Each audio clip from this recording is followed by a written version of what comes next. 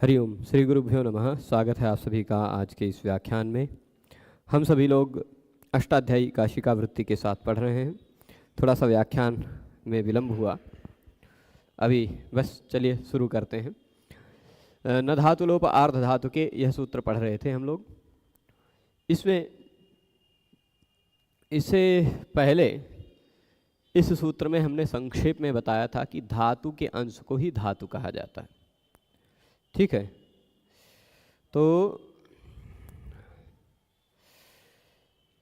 एक प्रश्न आया है शुरुआत में, जब संयुक्त वर्ण व्यंजनों को क्षत्र ज्ञ को प्रत्याहारों में नहीं रखा गया है, संयुक्त व्यंजन क्षत्र ज्ञ ही क्यों हैं और भी क्यों नहीं है? बहुत सारे हैं और, है ना, बहुत कुछ है। तो हाँ, ये तात्पर्य है केवल क्षत्रज्ञ ही क्यों, आप फिर और बहुत सारे क्र भी लीजिए, जैसे त और र को जोड़कर त्र लेते हैं वैसे क र को जोड़कर क्र लीजिए, और भी बहुत सारे हैं। तो वो सब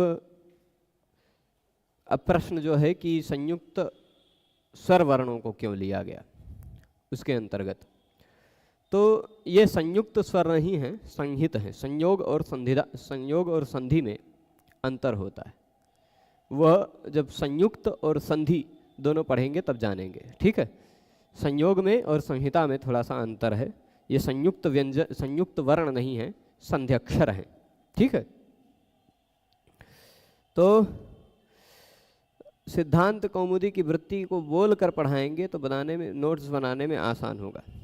अच्छा, इससे नहीं, ये सिद्धांत कौमुदी से बड़ी वृत्ति है। सिद्धांत कौमुदी में 1-1.5 लाइन लिख देते हैं, यहाँ पूरी बड़ी वृत्ति है, पूरी बात कही जाती है। देखते हैं, तो न धातुलोप आर्ध धातु के ये सूत्र देख रहे थे। इस सूत्र में आपको यह बात ध्यान रखनी है कि ऊपर के सूत्र से प्रसंगवश ये 2 शब्द आ रहे हैं। कौन से 2 शब्द आ रहे हैं? एक शब्द प्रसंगवश आ रहा है इको, और दूसरा शब्द आ रहा है प्रसंगवश गुणवृद्धि। ये प्रसंग चलता रहता है अष्टाध्यायी में, बहुत सारे जगह पर आपको लगभग सभी सूत्रों में प्रसंग की बात दिखाई पड़ेगी। तो इको गुण वृद्धि कहिए, चाहे न धातुलोप आर्ध धातु के, है ना। इको गुण वृद्धि पहले आ चुका था, उसके तुरंत बाद न धातुलोप आर्ध धातु के आया। तो तात्पर्य क्या होगा कि जिस आर्ध धातुक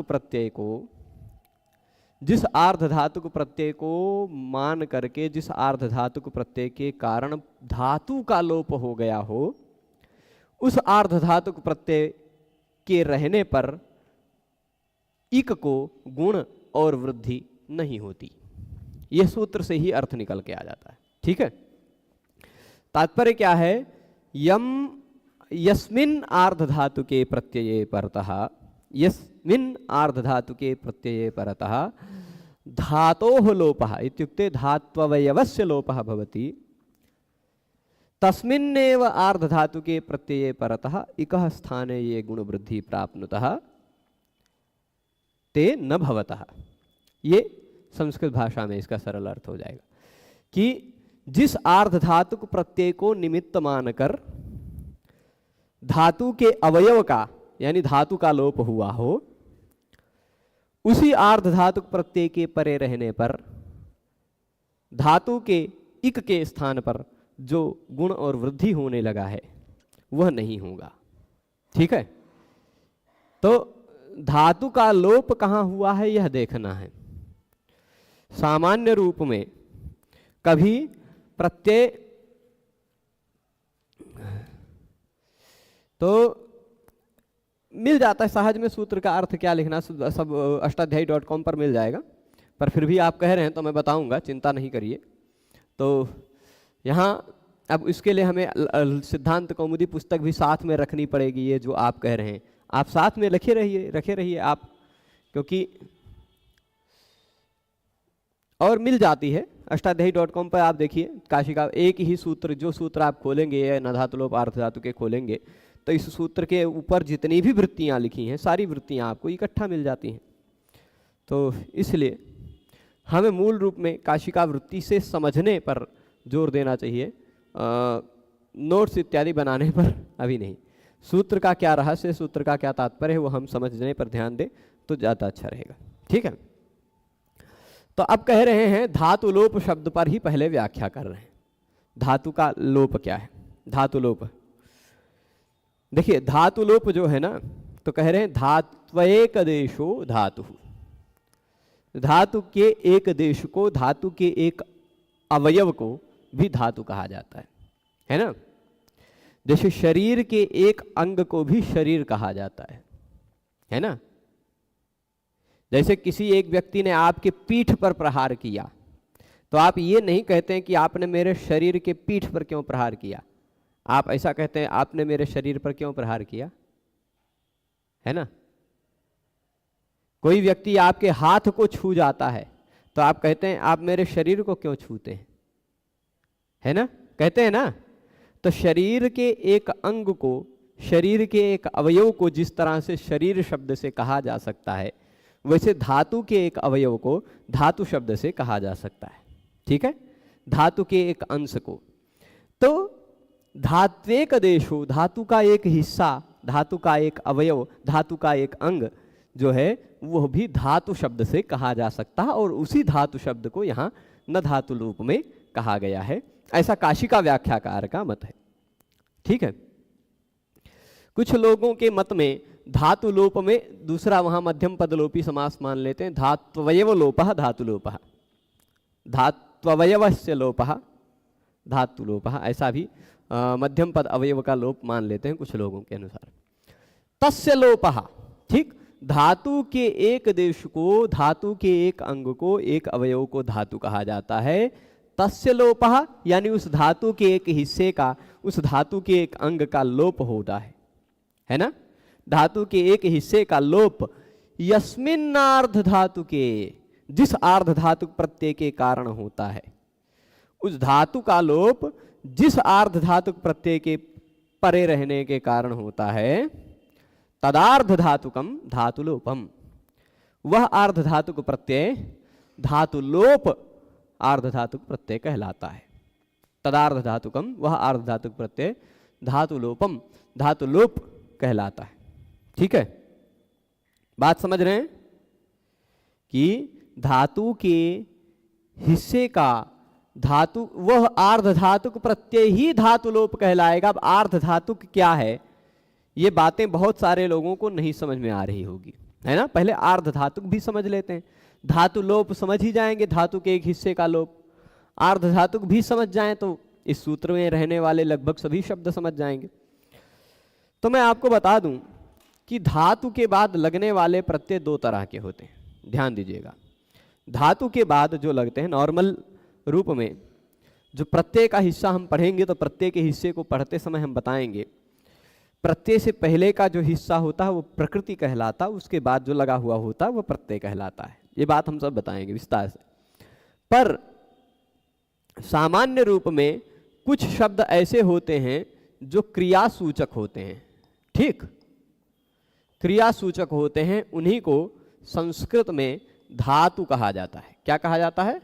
धातु। पठ, हस, खाद, गम, पिब, पिब नहीं पा, है ना, ऐसे बहुत सारे धातु हैं, लगभग 2060 के आसपास। कितनी धातुएं हैं? 2000 और ज़्यादा ही होंगी, एकदम राइट सन 2200 के हो सकता है, 2200 हूँ, पर एकदम कंफर्म कर देता हूँ कुल मिला करके कुल कितनी धातुएं हैं। तो लगभग ये समझ लीजिए 2000 से 2200, पर मतभेद मिलता है। कुछ लोग एक ही दो धातु को एक मान लेते हैं, कुछ लोग दो मानते हैं उसको अलग अलग, है ना। तो इस कारण से ये मतभेद होता है, पर फिर भी कुल मिला करके जो धातुएं हैं वो धातुएं हैं 2259, ठीक, 2259। तो अब ये जो धातुएं हैं 2259, उन धातुओं में क्रिया, वो सभी क्रिया सूचक हैं, कोई ना कोई क्रिया बताती हैं वो सभी, ठीक है। भू, अद, अस, हु, दिव, पठ इत्यादि बहुत सारे हैं, ठीक है, वो सभी धातु हैं, है ना। अच्छा, ये धातु भी दो तरह के होते हैं। सामान्य रूप में पाणिनीय व्याकरण में धातु दो तरह की होती हैं। एक धातु शुद्ध धातु और एक धातु प्रत्ययांत धातु। एक शुद्ध धातु और एक प्रत्ययांत धातु। शुद्ध धातु कौन सी धातु है? तो शुद्ध धातु उस प्रकार की धातु है जिसमें कोई प्रत्यय न लगा हुआ हो। ठीक है, वो शुद्ध धातु। मूल रूप में 2259 धातु हैं, पर प्रत्ययांत धातुओं को लेकर के यदि बनाया जाए तो फिर धातुओं की संख्या आप गिन नहीं पाएंगे, इतनी हो जाएगी।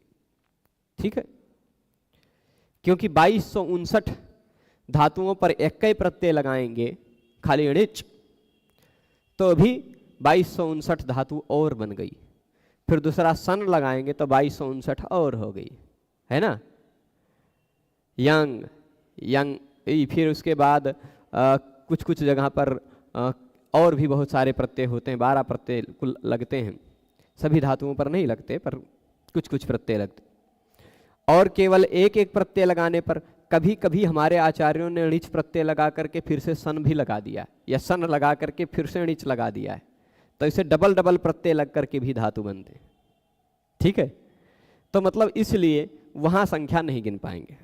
तो जो एक तो धातु धातु शुद्ध है, और एक धातु ऐसी है जो बनाई जाती है, कृत्रिम धातु है। वो बनाई कैसे जाती है?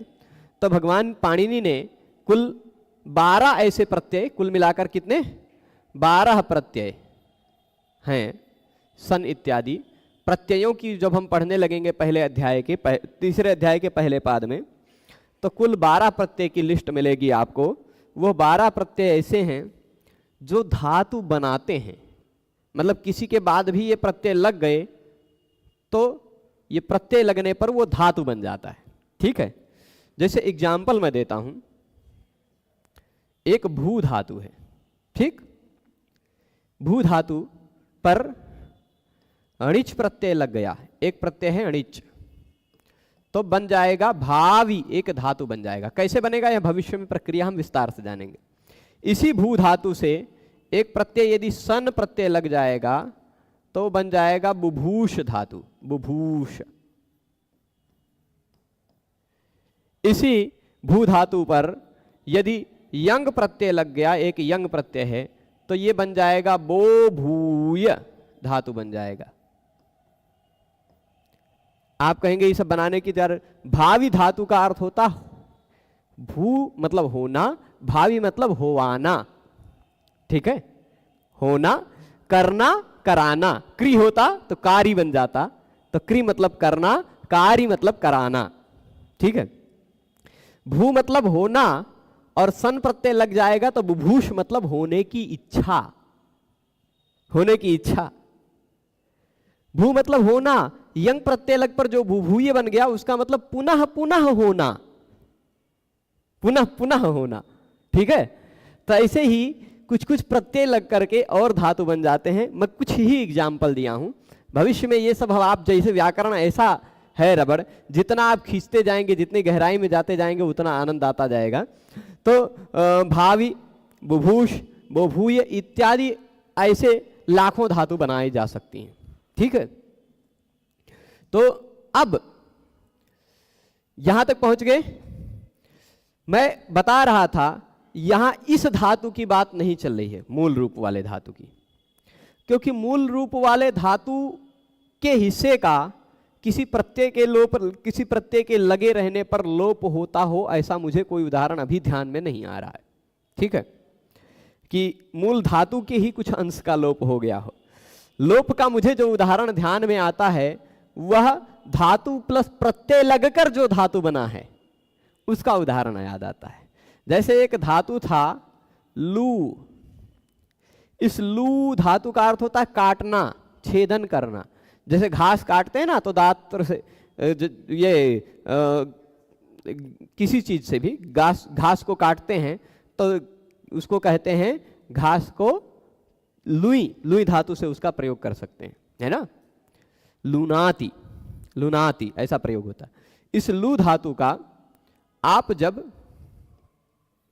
यंग प्रत्यय लगा देंगे तो लू धातु नहीं रह जाएगा, वह धातु जैसे भू का बो भूय बन गया था, वैसे लू का लो लूय बन जाएगा। ठीक है, भू का बो भूय जिस तरह से बन गया था वैसे ही पू धातु होता और यही यंग प्रत्यय लगा हुआ होता तो पो पूय बन जाता। कैसे बनता है? ये धातु डबल होता है, पहले वाले को गुण हो जाता है, लू लू पू पू, पहले वाले पू को गुण हो जाएगा गुणो यंग लुको नियम से, तो पो पू लो लू। ठीक है, पो पू य लो लू य, है ना, यंग का य बचेगा। तो ये पोपूय और लोलूय जो यंग प्रत्यय लगकर बनी हुई धातु है, इस धातु को यहां धातुलोप शब्द से कहा गया है। इस धातु को, इस पोपूय लोलूय इन धातु में से या का लोप हो जाता है तो पोपू लोलू बचता है। पोपू लोलू ये जो बचा है, यहां अब हम कह सकते हैं कि धातु के हिस्से का लोप हुआ है, कह सकते हैं ना। इतनी बात तक समझ गए हैं पूरी? तो अब आर्ध धातुक क्या है? पहले तो मैंने बता दिया धातु। अच्छा, इस धातु, कोई भी धातु हो, लाखों जो धातुएं मैंने बनाई, चाहे कृत्रिम धातु हो चाहे मूल धातु हो, चाहे प्रत्यय लगकर बनी हुई धातु हो चाहे प्रत्यय लगे बिना शुद्ध रूप की जो धातु है। ठीक, इतने सारे उदाहरण बता दिए मैंने प्रत्यय लगकर जो धातु बने उसके। तो अब ये जो प्रत्यय लगकर चाहे बने चाहे बिना प्रत्यय के बने शुद्ध धातु, उन सभी धातुओं के बाद लगने वाला प्रत्यय भी दो ही तरह का होता है।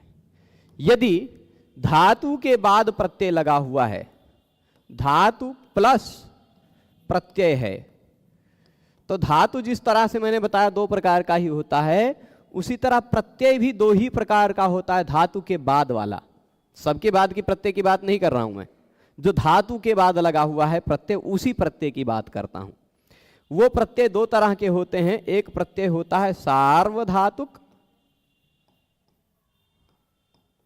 ठीक, और एक प्रत्यय होता है आर्धधातुक।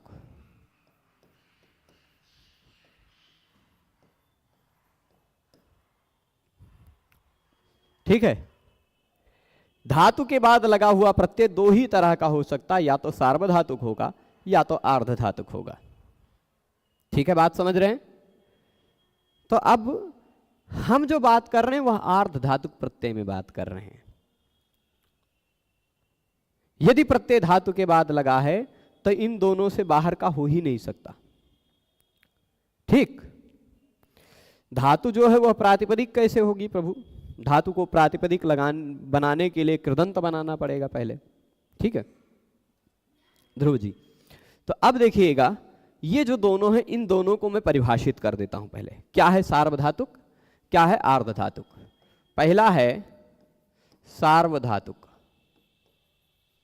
ठीक है, यद्यपि भविष्य में इसको विस्तार से हम लोग तिंशित सार्वधातुकम सूत्र में पढ़ेंगे, पर बहुत सारी विषय अभी ही खुल के रहेंगे, तब जब भविष्य में वो सब पढ़ेंगे तो बहुत बढ़िया से व्यापक हो जाएगा, है ना, विस्तार।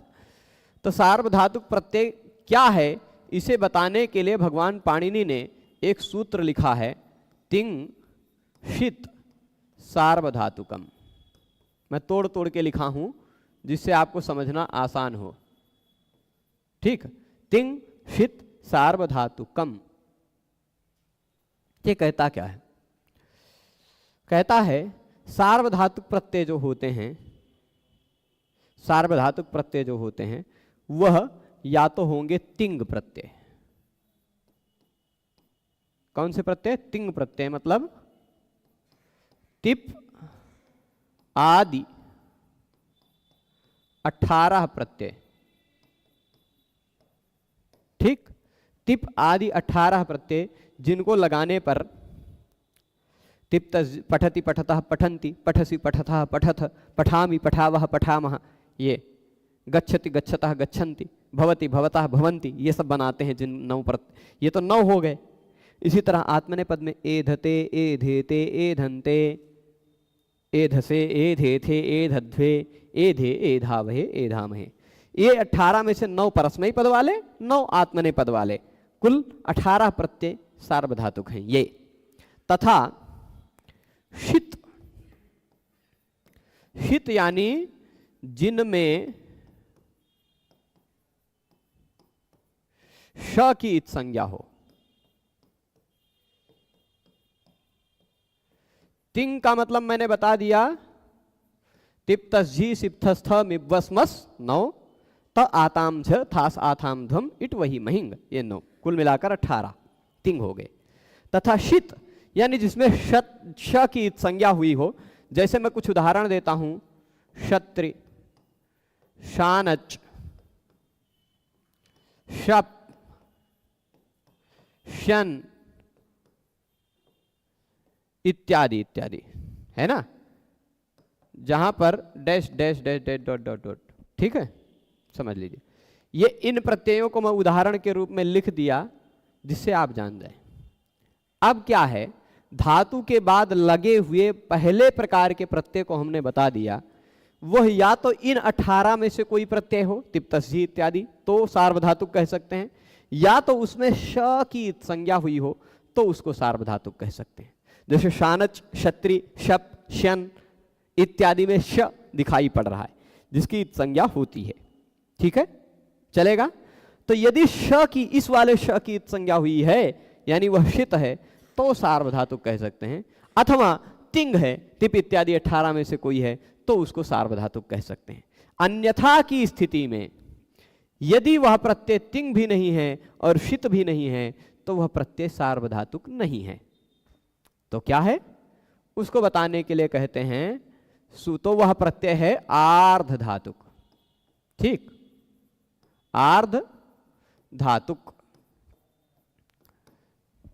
इसके लिए सूत्र कहते हैं भगवान पाणिनि, आर्ध धातुकम शेषः, ठीक, आर्ध धातुकम शेषः, जो बचा हुआ प्रत्यय है, यानी किससे बचा हुआ, तिंग और षित से बचा हुआ। जो तिंग भी नहीं है, षित भी नहीं है, यानी तिप तस्जी सिप थसम वसमस ताताम झथा साथाम धम इड ही महिंग, ये 18 प्रत्यय में से नहीं है। तथा नैनी धातु के रूप, धातु रूप बनाने वाले प्रत्ययों में से नहीं है। अथवा श की संज्ञा जिसमें नहीं है, क्षत्रि, शप, शानच, चानस, कानस, कानस तो नहीं है, तो ऐसे मतलब जो भी श की संज्ञा वाले प्रत्यय हैं वो सभी सार्वधातुक है, ठीक है। उससे जो शेष बच गया वह आर्ध धातुक है, उससे जो शेष बच गया वह आर्ध धातुक है। अब जरा ये बताइए ये यंग प्रत्यय कैसा है। यंग प्रत्यय ये भी ना तो तिप तस झी सिप थस थ मिप वसमस ता आताम झ थास आथाम ध्वम इट वही महिंग, इन 18 में से नहीं है। साथ ही साथ श की संज्ञा भी नहीं है, तो यह ना तो तिंग है ना तो षित है, यानी सार्वधातुक नहीं है, शेष बचे वाले में से है, आर्ध धातुक है, ठीक है। इसी तरह का एक प्रत्यय हम अभी खाली जिनको पढ़ रहे हैं उन्हीं का बता रहे हैं। एक प्रत्यय है अच, ये बताइए तिप तस झी इत्यादि 18 में से है क्या, तिप तस झी सिप थस थ मिप वस मस 9 हुआ, त आताम झ थास आथाम ध्वम इट वही महिंग, कहीं अच दिखाई पड़ा नहीं, यानी तिप इत्यादि 18 में से अच नहीं है। वो 18 जब आपको याद हो जाएंगे तो आप पता चल जाएगा, बहुत लोगों को याद होंगे, नहीं याद होंगे तो कोई दिक्कत नहीं, धीरे धीरे याद हो जाएंगे, ठीक है, बार बार आएगा विषय। तो अच उन 18 में से तो नहीं है और श की संज्ञा भी नहीं हुई है, नहीं हुई है ना। तो अब आते हैं हम सूत्र के प्रसंग पर। सार्वधातुक और आर्ध धातुक क्या है यह विषय हमने समझ लिया है ना। धातु के बाद लगा हुआ तिप तस झी इत्यादि प्रत्यय सार्वधातुक है, और धातु के बाद लगा हुआ तिप तस झी और श की संज्ञा वाला तिप तस झी इत्यादि 18 तथा श की संज्ञा वाले सार्वधातुक हैं। उसके अतिरिक्त जो कोई भी प्रत्यय लगा हुआ है यदि धातु के बाद लगा हुआ है तो वह आर्ध धातुक है। लिट लकार के 18 प्रत्यय भी आर्ध धातुक होते हैं, आशीर लिंग लकार के भी 18 प्रत्यय आर्ध धातुक होते हैं, वो विशेष नियम है। एक आ भैया नहीं, चुप रहो, इनसफिशियंट मेमोरी बताने लगता है इसका, खाली करेंगे तुमको, चिंता मत करो, भागो, इनको क्लोज कर देते हैं, ठीक है। अब कह रहे हैं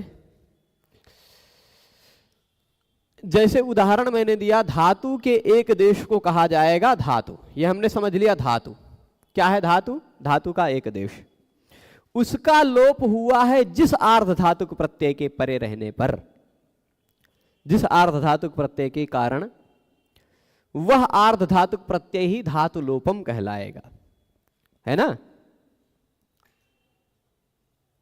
धातु लोपम क्यों कहलाएगा?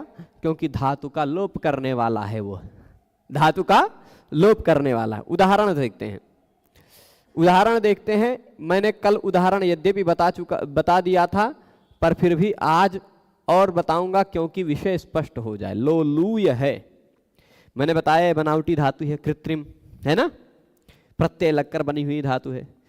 अब इन धातुओं के बाद एक सूत्र है पचाद्यची, लिखा तो है यहां, लेकिन ये सूत्र अष्टाध्यायी में खोजने जाएंगे तो इस तरह नहीं मिलेगा। नंदिग्रही पचादिभ्यो ल्युणिन्यचः, ऐसा सूत्र मिलेगा।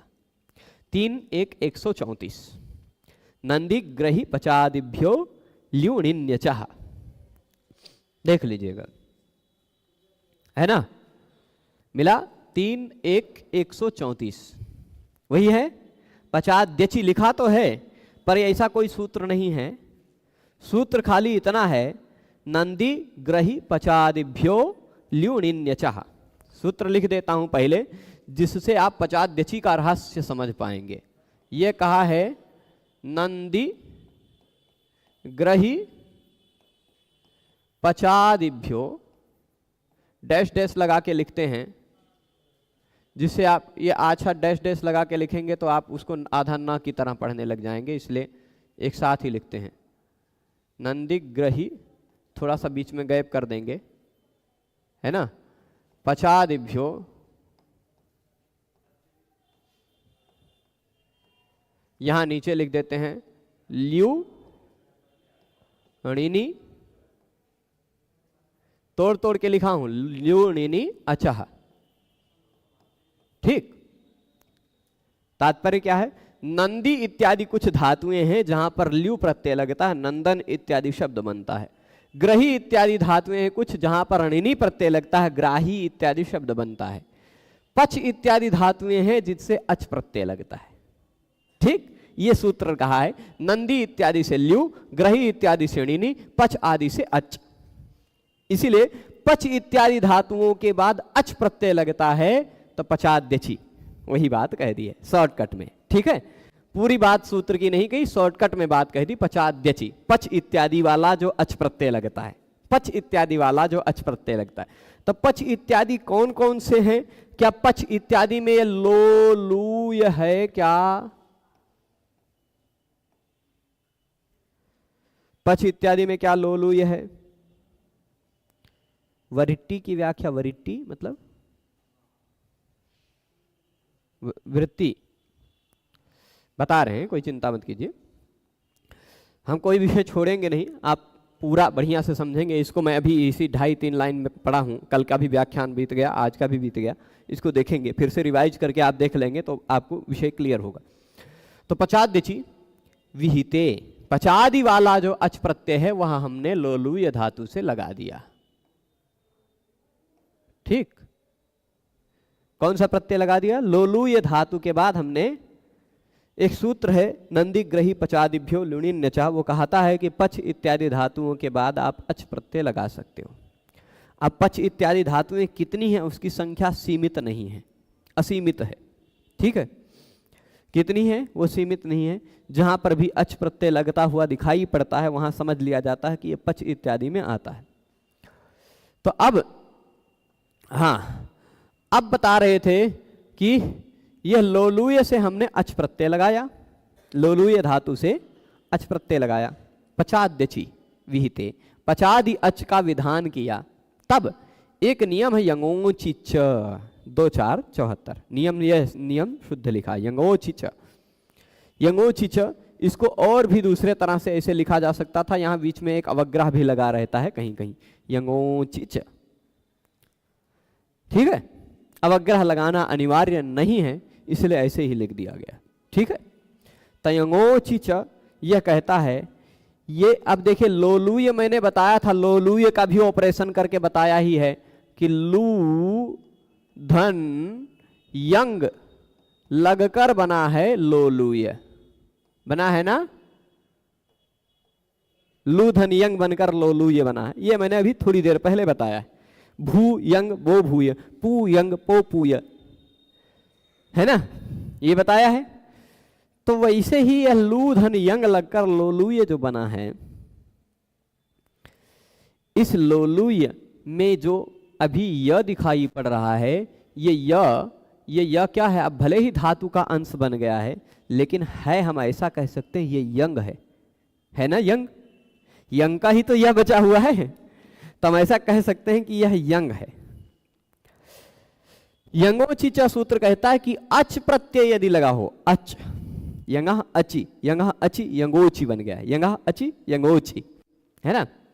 तो जैसे सह अयम सोयम, है ना, बालका अयम बालकोयम, यंगा अची यंगोची, ऐसे ही हो जाएगा। ठीक है, वो संधि का नियम हम जब अतो रप प्लुता दप प्लुते इत्यादि पढ़ेंगे, हो सकता है आप विसर्ग संधि में पढ़े हों। तो अब यंगोची च ने कहा कि यंग के बाद यदि अच प्रत्यय लगा हुआ हो अथवा कोई दूसरा भी प्रत्यय लगा हुआ हो, तो यह प्रत्यय न भी लगा हुआ हो, चकारात तम बिना भी क्वचित, ये बात आती है च लगे होने के कारण। तो यंग के बाद यदि अच प्रत्यय लगा हुआ हो या न भी लगा हुआ हो, तो भी ये यंग का लोप हो जाया करता है। अब बताइए यहां यंग का लोप किसके कारण हुआ? इस अच के कारण हुआ, यंगोची च से, है ना, अच प्रत्यय लगा हुआ है, इसी कारण तो यंग का लोप हुआ। तो अब ये जो अच प्रत्यय, इसको जरा ध्यान से देखिएगा, यह आर्ध धातुक प्रत्यय है कि नहीं? धातु के बाद लगा हुआ तिंग और शित से भिन्न प्रत्यय आर्ध धातुक होता है, आर्ध धातुक है ना। साथ ही साथ अब इस अचे प्रत्यय में ही दोनों विशेषताएं दिखाई पड़ने लगी। यह अच प्रत्यय क्या है? यह अच प्रत्यय, इस अच प्रत्यय में दो विशेषताएं हैं। एक विशेषता कौन सी? कि यह अच प्रत्यय धातु लोप है। क्यों धातु लोप है? धातु का, यही बात का, धातु का लोप जिस आर्ध धातुक प्रत्यय के कारण हुआ है, वह आर्ध धातुक प्रत्यय ही धातु लोपम आर्ध धातुक प्रत्यय कहलाएगा ना। तो यह धातु लोप भी है, उसके साथ साथ आर्ध धातुक भी है ना। तो धातु के लोप करने का निमित्त जो आर्ध धातुक प्रत्यय है, उस प्रत्यय की बात चल रही है। अब बात समझे हैं? वह प्रत्यय यदि लगा हुआ हो और उस प्रत्यय के कारण धातु के किसी हिस्से को गुण और वृद्धि हो रही हो, तो वह गुण और वृद्धि नहीं होती। ये अब सूत्र का पूरा तात्पर्य है। ठीक है, वह प्रत्यय यदि लगा हुआ हो तो धातु के अंश में किसी भी इक को गुण और वृद्धि हो रही हो, तो धातु के अंश के इक को गुण और वृद्धि नहीं होती। अंश अर्थ समझ गए? तो अब यही कह रहे हैं कि तत्र ये गुण वृद्धि, तत्र मतलब उस प्रत्यय के परे रहने पर ये गुण वृद्धि प्राप्ततः, जो गुण और वृद्धि प्राप्त होते हैं किसी भी सूत्र से हो रहे हो वो गुण। यहाँ सार्वधातुक अर्ध धातुक सूत्र मैंने संक्षेप में पहले बताया है कि धातु के बाद सार्वधातुक प्रत्यय हो या अर्ध धातुक प्रत्यय हो, तो धातु के अंतिम वर्ण ई उ रि री के स्थान पर गुण हो जाता है। बताए हैं ना, धातु के अंतिम वर्ण के रूप में आ रहे ई उ रि री के स्थान पर गुण हो जाता है। ये बात हो गई थी। तो जब सार्वधातुक अर्ध धातुक से जो गुण या वृद्धि प्राप्त हुई थी, ते न भवतः, वो नहीं हो पाती। इसीलिए लोलू को यहाँ गुण और वृद्धि हम नहीं कर पाएंगे। गुण हो रहा था, वो गुण नहीं हो पाएगा। लोलू वैसे का वैसा बचा रह जाएगा। स्पष्ट है? इसी तरह पोपू, इसी तरह सरीसृज मरीमृज इत्यादि भी उसी तरह रहेगा। कैसे रहेगा? अभी सरीसृज मरीमृज इत्यादि बना देंगे। हाँ, चलिए। तो अब लोलू अच, अच में से बचता है केवल अ। अच में से क्या बचता है? अ। किसी भी प्रत्यय का अंतिम अक्षर यदि हलंत व्यंजन हो तो उसका लोप हो जाता है, ऐसा नियम है। हलंतिम से संज्ञा होती है, तस्य लोपा से लोप होता है। तो लोलू अ, ऐसी स्थिति में हम क्या करते हैं? एक नियम लगाते हैं, अचिष्णु धातु भ्रुवाम यवो रियंग वंगौ। ठीक है, वह नियम बहुत विस्तार से बताया जाएगा, वह नियम बहुत विस्तार से बताया जाएगा। खाली इतना है कि धातु का ई ऊ हो, धातु का ई ऊ हो, उसके बाद लगा हुआ प्रत्यय का पहला अक्षर अ हो, ठीक। धातु का ई हो या ऊ हो, ठीक है, उसके बाद प्रत्यय का पहला अक्षर स्वर वर्ण हो, तो धातु के ई ऊ के स्थान पर, ई के स्थान पर इयंग और ऊ के स्थान पर उवंग। अभी शॉर्ट में इतने समझे, हो जाता है, ठीक है।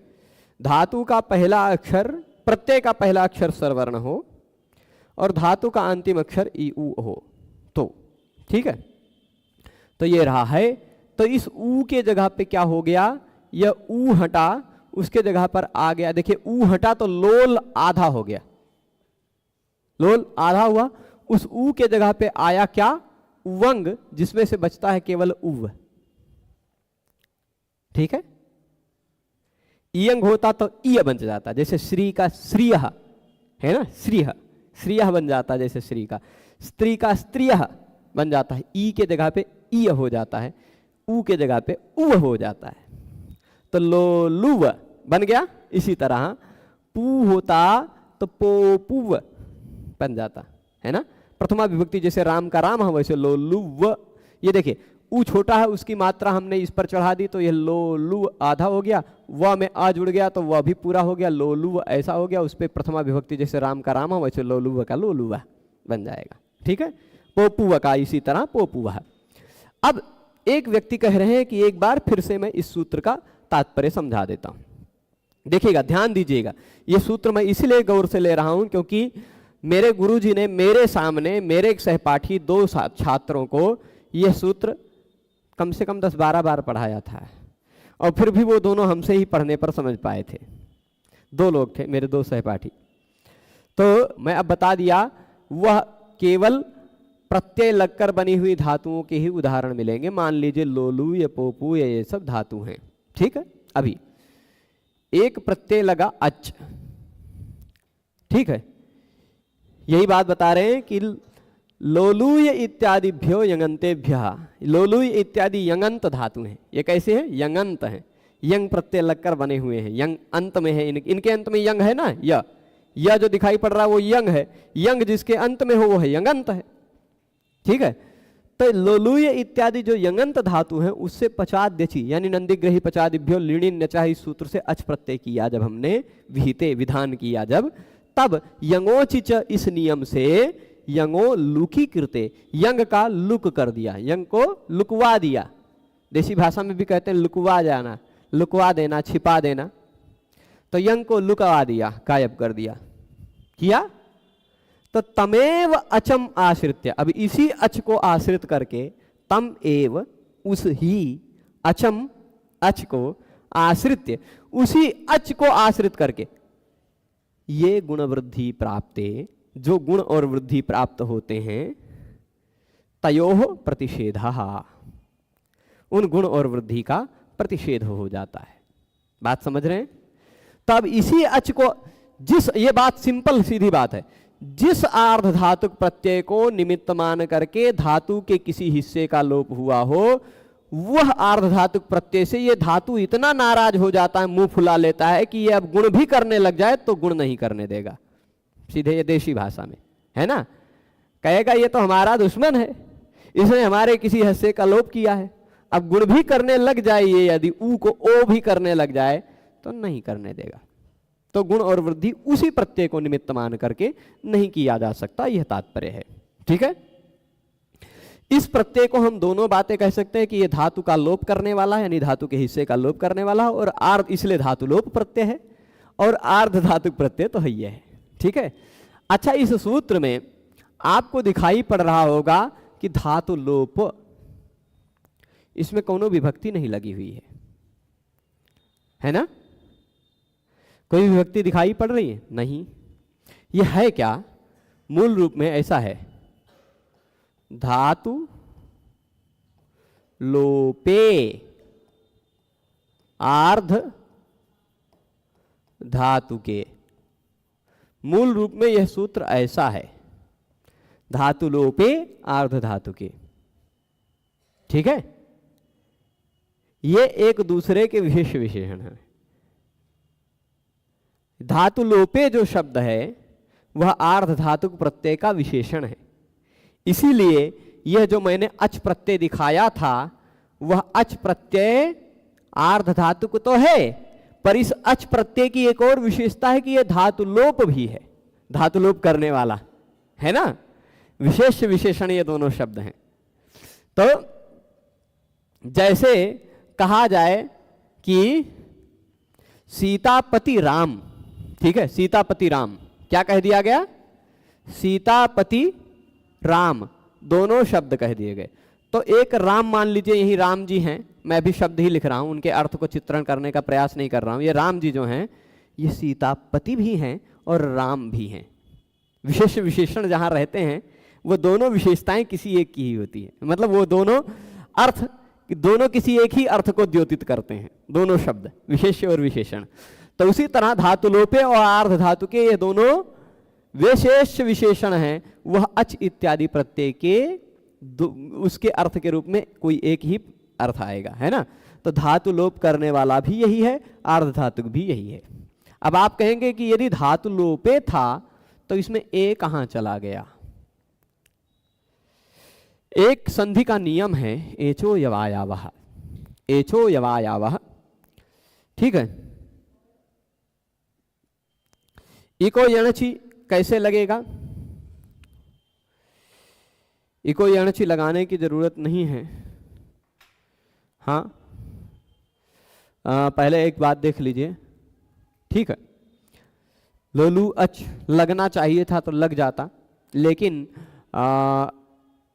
सामान्य रूप से उसका अचिष्णु धातु के भ्रुवाम या बोरियोंगों के द्वारा बाध हो जाएगा, ठीक है। लग सकता है इको यणचि, सही कह रहे हैं, ठीक है। अच्छा, तो अब देखिए, अब कहे यहां ए चला कहाँ गया? तो होता क्या है, किसी भी ए ओ आई औ के बाद, ए ओ आई औ के बाद यदि कोई स्वर वर्ण आता हो तो ए ओ आई औ के स्थान पर क्रमशः अय अव आय आव हो जाता है। ए ओ दिख नहीं रहा होगा, अब चलेगा। ए के जगह पे आय, ओ के जगह पे अव, और यदि इसी तरह होता आई तो उसके जगह पे हो जाता आय, और होता औ तो उसके जगह पे हो जाता आव। कब? यदि इस ए आई ओ आई औ के तुरंत बाद कोई स्वर वर्ण हो तो। अब यहां ए के तुरंत बाद कोई स्वर वर्ण है तो यह ए हट गया, और उसके जगह पे ए हट गया तो यह आधा हो गया ना, और उसके जगह पे आ गया आय। क्या आ गया? आय,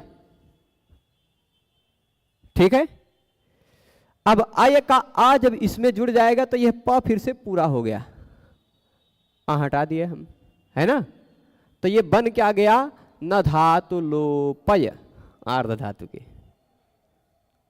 अब लोपा शाकल्य से एक नियम है, शाकल्य ऋषि के मत में या और व के तुरंत बाद शब्द का अंतिम अक्षर यदि हलंत या हो, शब्द का अंतिम अक्षर यदि हलंत अ हो, उसके बाद दूसरे शब्द का पहला अक्षर कोई स्वर वर्ण अथवा ह या वरला यमागाना झभ घढ़ ध जब गड द, ये 20 वर्ण में कुल 29 वर्ण अश प्रत्याहार में आते। अश अयुण के अ से लेके जब गड़दस के तक का कोई भी अक्षर यदि य के बाद आ रहा हो तो उस या का लोप हो जाता है। शर्त यह है कि वह या किसी शब्द का अंतिम अक्षर हो तो लोप कर दिया गया। या का लोप होने के बाद धातु लोप आर्ध धातु के ऐसा बचा है, ठीक है। सूत्र में यही बात है, सूत्र में धातु लोप शब्द नहीं, धातु लोपे है, वह धातु लोप बन गया है ए के जगह पे अय होकर या का लोप करके, ठीक है। इतनी बात समझ गए? तो अब बात आप समझे होंगे कि कभी भी यदि किसी प्रत्यय के कारण, किसी आर्ध धातुक प्रत्यय के कारण धातु के हिस्से का लोप दिखाई पड़ रहा हो तो उसी आर्ध धातुक प्रत्यय को आप कारण मान करके गुण और वृद्धि नहीं कर सकते। ठीक है, जिस आर्ध धातुक प्रत्यय के कारण धातु के हिस्से का लोप हुआ हो उसी आर्ध धातुक प्रत्यय के कारण आप गुण और वृद्धि किसी भी सूत्र से हो रही हो नहीं हो सकती। ठीक है, चलेगा। तब यहां तक बात समझ गए होंगे। धातु एक देशो धातु तस्य लोपः यस्मिन् आर्ध धातु के, धातु के एक देश को धातु कहते हैं, उसका लोप जिस आर्ध धातुक प्रत्यय परे रहने पर होता है वह आर्ध धातुक प्रत्यय ही धातु लोपम आर्ध धातुकम कहलाया जाएगा। धातु लोप करने वाला आर्ध धातुक प्रत्यय कहलाएगा। उस प्रत्यय के परे रहने पर उस प्रत्यय के पहले जस्ट जो गुण और वृद्धि प्राप्त होता है वो गुण और वृद्धि नहीं होता। लोलुवः पोपुवः मरी मृजा, मरी मृजा दिखाया, मरी मृजा अभी सिद्ध करके बता देते हैं। अब मरी मृजा कैसे बनता है, यह जैसे मैंने लू लू धातु बताया था ना, लू धातु बताया था, उसका लोलूय बन गया था। वैसे ही एक धातु है मृज और एक धातु है सृज। ठीक है, मृज सृज दृश्य इत्यादि ऐसी धातुएं जिसके सेकेंड लास्ट वर्ण के रूप में री दिखाई पड़ते हैं, वहां ऐसा कुछ रूप बनता है। ठीक है, कैसे होता है, इस मृज धातु पर भी यंग प्रत्यय ही लगा, वही लोलू आदिभ्यो यंगंतेभ्य यंग प्रत्यय ही लगा, वही यंग प्रत्यय, यंग का यह बचा है। ठीक है, तो अब धातु को डबल होगा, जैसे भू भू भू हो गया, पू पोपू पोपू बन गया, जैसे लू लूलू लोलू हो गया, वैसे सृज और मृज भी तो कुछ होगा। क्या होगा, सृज भी मृज मृज होगा और सृज भी सृज होगा। यंग प्रत्यय लगने पर वह धातु को डबल कर डालता है। ठीक है, अब इस मृज में से किसी कारणवश केवल म बचेगा। ठीक, और इस सृज में से किसी कारणवश केवल स बचेगा। ठीक है, और यदि धातु की उपधा में सेकेंड लास्ट वर्ण के रूप में री हो तो उसके पहले वाले को री जुड़ जाया करता है, री गृदुपधस्य च, री गृदुपधस्य च। तो यह सृज जो था वह सरी सृज बन गया, मृज जो था वह मरी मृज बन गया, दृश्य जो था वह दरी दृश्य बन जाता है। क्या बन जाता है, दरी दृश्यते, नरी नृत्यते, नृत होता तो नरी नृत बन जाता, नरी नृत, है ना। ऐसे कोई भी वृद्ध होता, वृद्ध जिसमें भी आपको सेकेंड लास्ट वर्ण के रूप में री दिखाई पड़ रहा है, वहां वृद्ध वरी वृद्ध, है ना, वरी वृद्ध, नरी नृत, दरी दृश्य है। वैसे ही सरीसृज, सरीसृप धातु होता था, सरीसृप, मरी मृज, ये बन गया ना। इस पर यंग लगा है, यंग।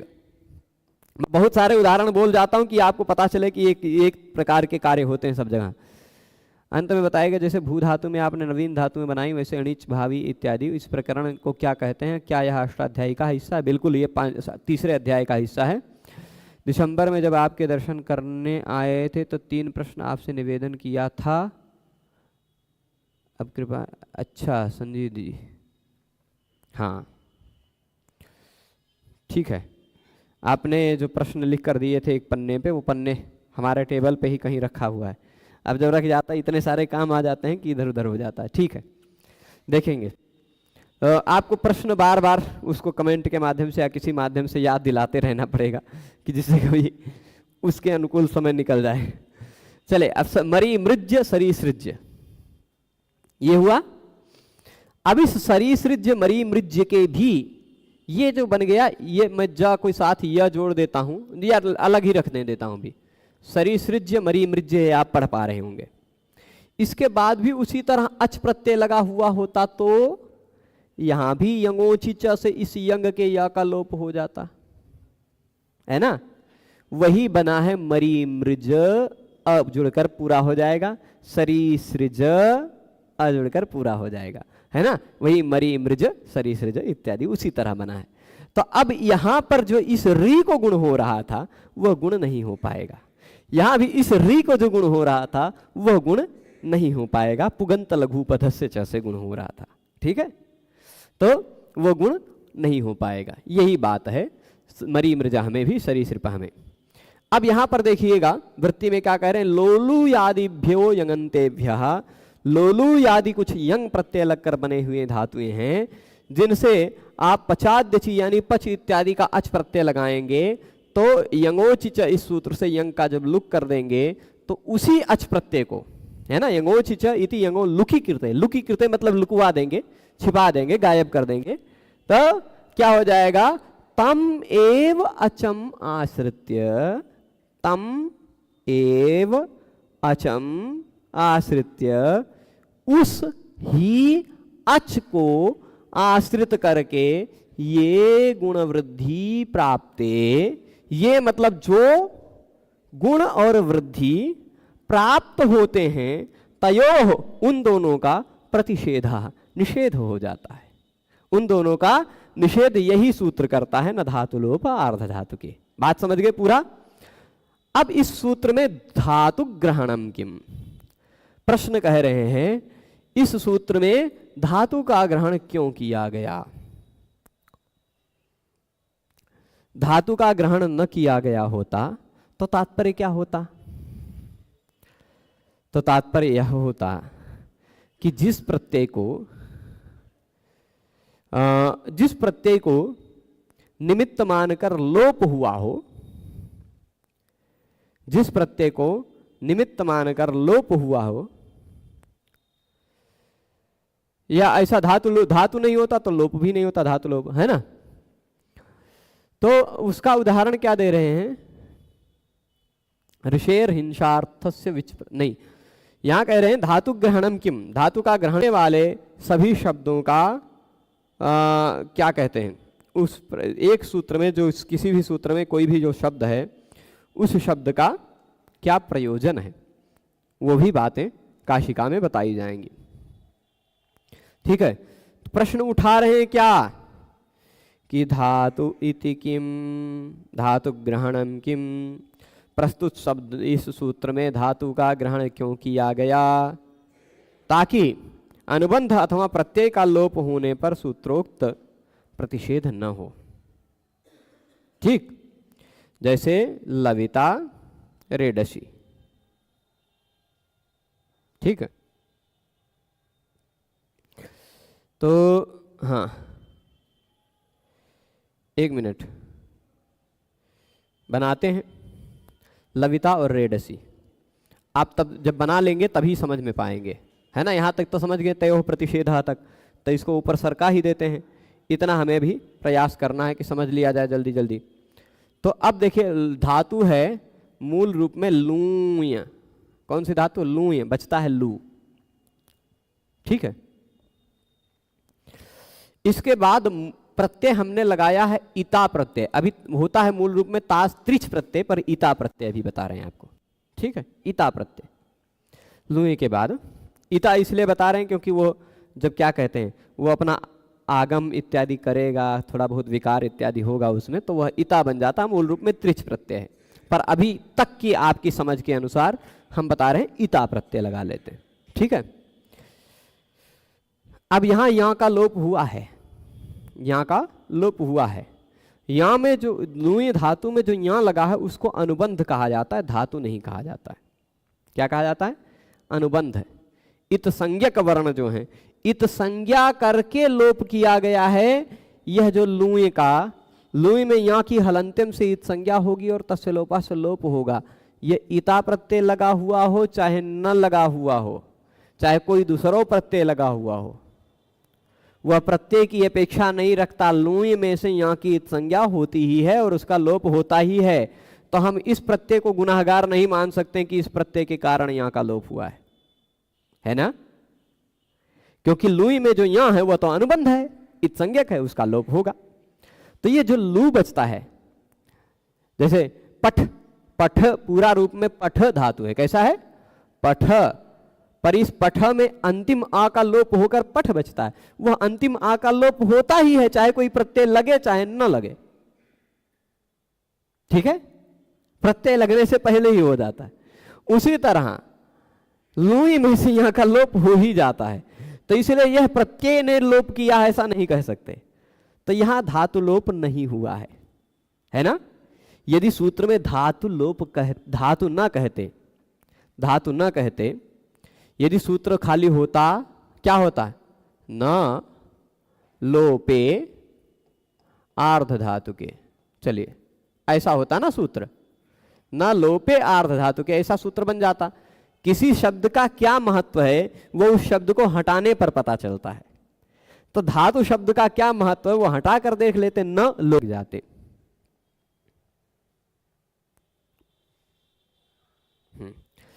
ऐसा अर्थ लेने लग जाते। और यदि ऐसा अर्थ हम लेने लग जाते तो समस्या क्या आ जाती भाई? क्या समस्या हो जाती?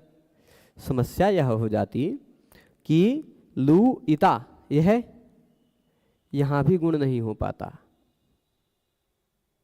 तो यहां भी ऊ के जगह पे उव होकर ऐसा बनता लुवीता, ऐसा बनता ना लुवीता, ऊ के जगह पे उव होकर। लेकिन ऐसा नहीं होगा। क्यों? यहां पर गुण होगा, क्योंकि सूत्र में धातु कहा गया है कि धातु के हिस्से का लोप हुआ हो किसी आर्ध धातु प्रत्यय को मान करके।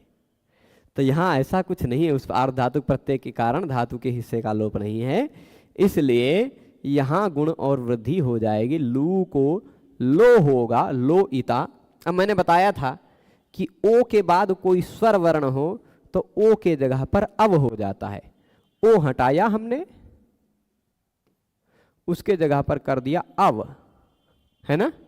अब देखिए, अ मिलाते ही ये ल पूरा हो गया, ई मिलाते ही व पर ई की मात्रा आ गई, बन गया इसी तरह का, कहाँ गया ऊपर, ये लुई लविता, लुई धातु से लविता बना। यहां गुण हो गया क्योंकि यहां धातु का लोप नहीं हुआ है। यदि सूत्र में धातु का ग्रहण नहीं करते, खाली लोपे आर्ध धातु के कह देते, न लोपे आर्ध धातु के, तो लविता में गुण नहीं हो पाता, है ना। अच्छा, एक और उदाहरण दे रहे हैं, रेडसी। रेडसी भी समझ लेते हैं, तभी आगे पर्णम नये ये माध्यम, रेडसी माध्यन्दिन संहिता में प्रयुक्त शब्द है। ठीक है, ऋषेर हिंसार्थस्य विच प्रत्यय लोपे उदाहरणम रेडिति, रेड इति। तो ऋष एक धातु है। कौन सी धातु है? ऋष धातु है। ऐसा हिंसा अर्थ वाला ऋष। इस ऋष धातु से हमने एक प्रत्यय लगाया, विच प्रत्यय लगता है, जिसमें से बचता है व। ठीक, विच प्रत्यय, विच का व बचा है। और उस व को भी नहीं बचता है, वह भी वेर अप्रत्यय से लोप हो जाता है।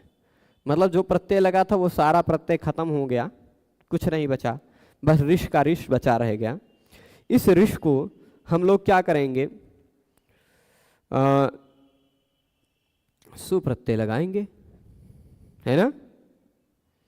तो रेड बन जाएगा, और रेड बनने के बाद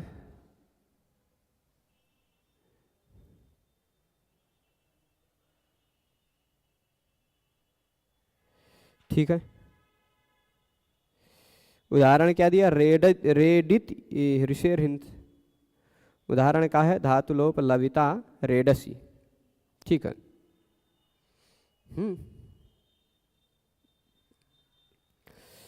तो सुप्रत्यय लगेगा, वैदिक है, वैदिक में सुप्रत्यय के जगह पे सी हो जाता है। ठीक है, तो ये से सेन से कौन सा नियम लगता है? हाँ, यहाँ इन्होंने बताया नहीं है 19-20 नंबर पर, नी सिप नये है, व का लोप हुआ है, खाली इतनी बात बताया। यहाँ व का लोप हुआ है, जो वो धातु का हिस्सा नहीं है, धातु लोप नहीं है। तो यहाँ री को गुण हो जाएगा, खाली इतनी बात समझिए, री को गुण हो जाएगा रेड, रेश होगा, श को ड होगा, ड के बाद सी प्रत्यय लगेगा, रेडसी बनेगा। ठीक है, तो यहाँ गुण हो गया। क्यों? क्योंकि धातु का लोप नहीं है। यदि सूत्र में धातु शब्द नहीं होता तो यहाँ गुण नहीं हो पाता। ठीक है, वही बात करें, रेडसी शब्द जो माध्यम दिन संहिता वैदिक शब्द में प्रयुक्त है वो नहीं बन पाता। पर्णन नये,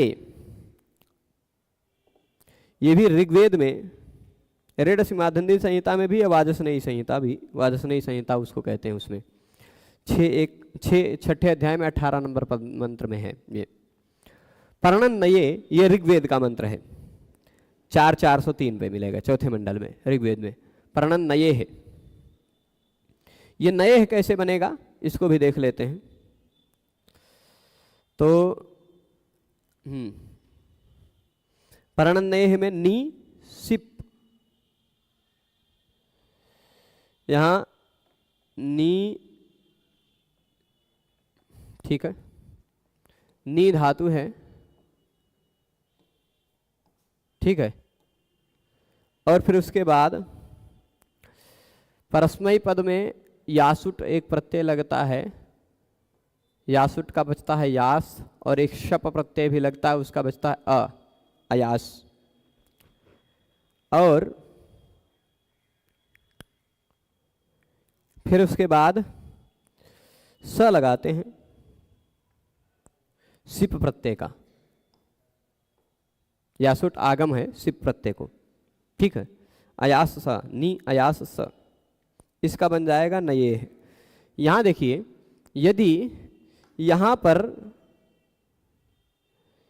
नी को यहां प्रत्यय का लोप हुआ है, ठीक है, यासुट के बाद लगा हुआ सिप प्रत्यय का, इस प्रत्यय का लोप हो जाएगा, धातु का लोप नहीं हुआ।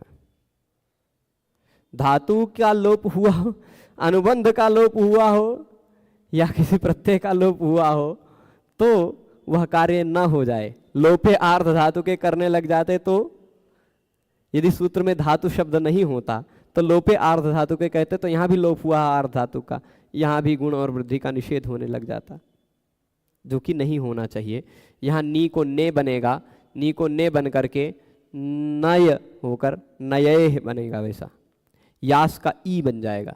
देखिए अयास जो है, यह अयास था, एक मिनट, अयास में पूरे यास के जगह पे ई हो जाएगा, ये ना, और ये नी को ने को फिर नय, वो कैसे बनता है वो पूरा भविष्य में विस्तार से जानेंगे।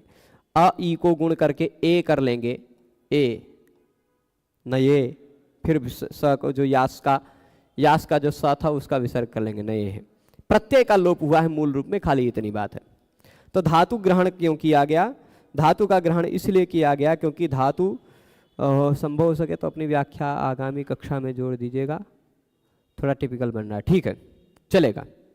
तो आज यही नये पर रोकते हैं इसको हम, और नये को भी बताते हुए अनुबंध प्रत्यय लोपे माभूत, ऋषेर हिंसार्थस्य माभूत, ये सब बातें हम लोग अग्रिम कक्षा में पढ़ लेंगे, ठीक है। और कुछ प्रश्न यदि बचा हुआ हो अंत में बताइएगा, जैसे भू धातु की आपने नवीनतम धातु बनाई, इस प्रकरण बता दिया है, निजंत सन्नंत आदि कहते हैं पतंजलि जी, ठीक है। मृज और सृज में रिज का लोप कैसे होगा? पहले वाले का ना, वो अभ्यास में केवल एक ही पहला व्यंजन बचता है, बाकी सारे व्यंजन लुप्त हो जाते हैं, हलादि शेषा नियम है, ठीक है। तो समझ में आता रहेगा, कोई दिक्कत नहीं, ये पूरा विषय समझ में आता रहेगा, जब आपको लगे तो आप बता दीजिएगा। आज विषय को यही संपन्न करते हैं, 7 बजने वाला है, 7, तो सभी लोग पूरे व्याख्यान में जुड़े रहे, उसके लिए सभी को बहुत बहुत धन्यवाद। संभवतः कल परसों तक पुस्तक आ जाएगी, क्योंकि उन्होंने हमको बताया था, कब बताया था, वो पुस्तक वाले जी जो हैं उन्होंने हमको बताया था, नीरज, किस डेट को बताया था कि 4-5 दिन में आपके पास पहुंच जाएगी। कहाँ गए प्रभु?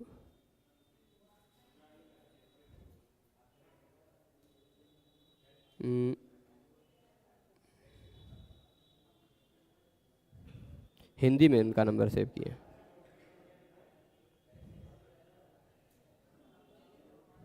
हाँ, इन्होंने फ्राइडे को बोला था कि 4 दिन लगेगा, मतलब शुक्र शनि रवि सोम, कल परसों में आ जाएगा।